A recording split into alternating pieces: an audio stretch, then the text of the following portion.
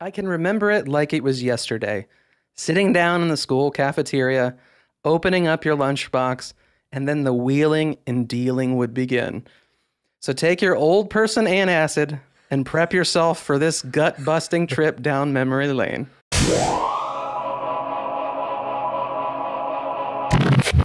All right, David, it's been really fun since we were thinking about doing this episode of just spending the last few days putting my notes together and just flashing back to the amount of just 80s and 90s snacks and just empty calories that I feel like was 99% of my childhood retro diet. I don't know about you.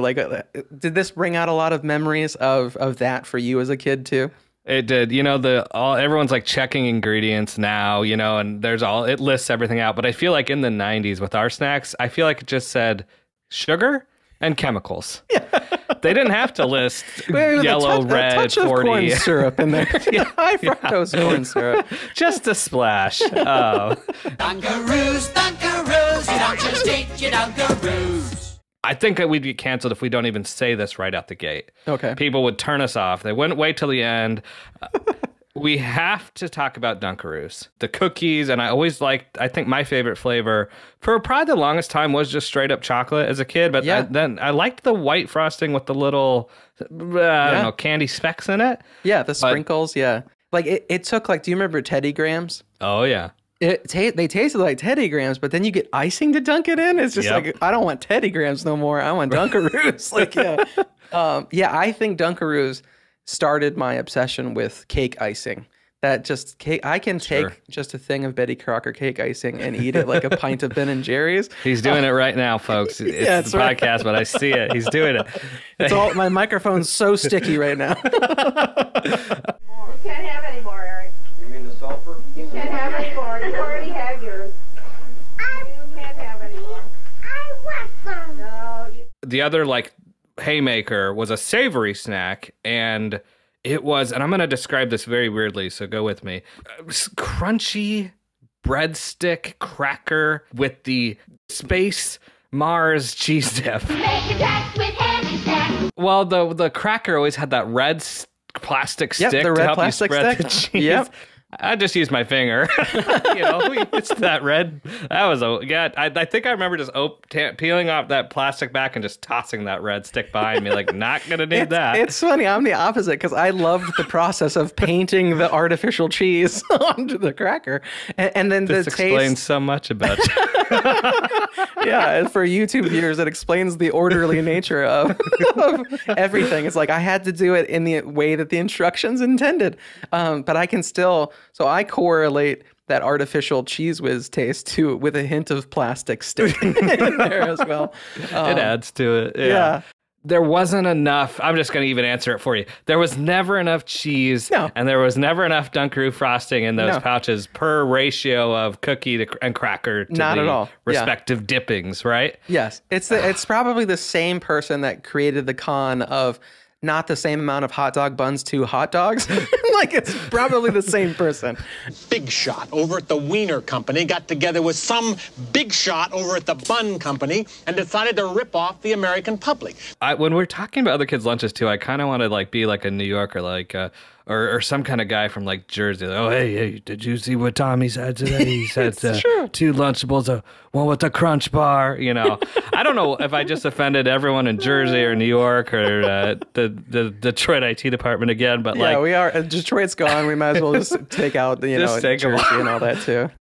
That friend, in movies where the guy's wearing a trench coat and he pulls it open, he's got the watches dangling. We needed that guy with the Hostess cupcakes and the Twinkies and the fruit roll-ups, just different sections. What do you want? What do you want? Hurry, the bell's going to ring. Yeah, and he had a handcuffed briefcase with 2 locking keys that held the Lunchable. Because that was the high price item. Man.